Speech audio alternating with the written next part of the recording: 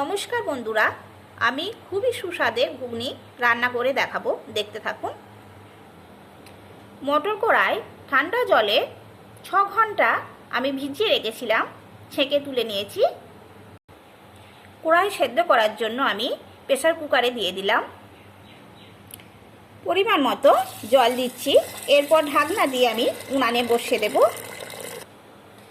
আলু ছোট ছোট করে কেটে জল দিয়ে ধুয়ে নিয়েছি। কড়াই আমি হালকা সেদ্ধ করে নিয়েছি। এরপর আমি আলু দিয়ে পুরোপুরি সেদ্ধ করে নেব। আদা রসুন পেঁয়াজ কেটে জল দিয়ে ধুয়ে নেব।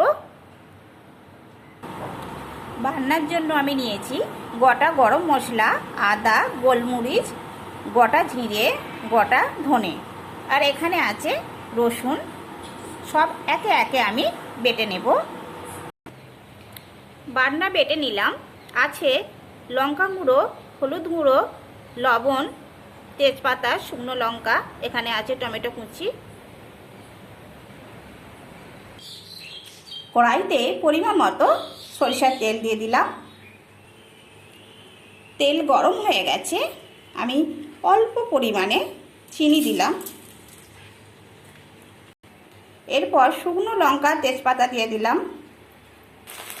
এরপর পেঁয়াজ কুচি দিয়ে দিলাম। পেঁয়াজ আমি ভালো করে দেখুন ভেজে নিলাম। টমেটো কুচি দিলাম।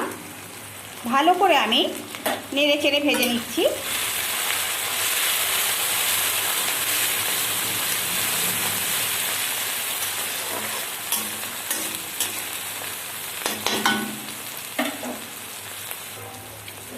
রসুন বাটা দিলাম। ভালো করে ভেজে নিচ্ছি।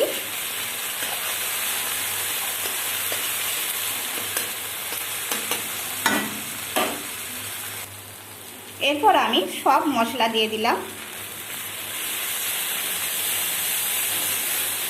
ভালো করে কষিয়ে নিচ্ছি।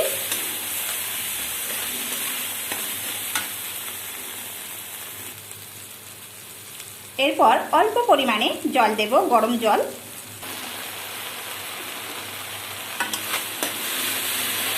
ভালো করে আমি কষে দিচ্ছি।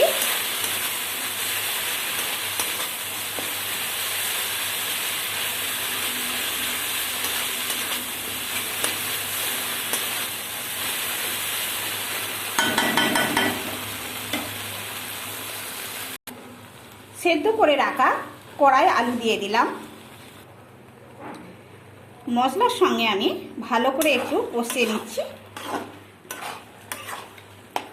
এরপর আমি পরিমাণ মতো গরম জল দেব।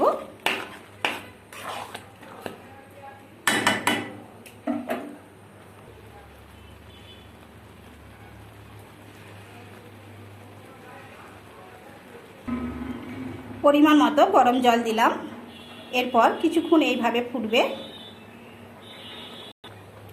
দেখুন বন্ধুরা, ঘুগনি হয়ে গেছে।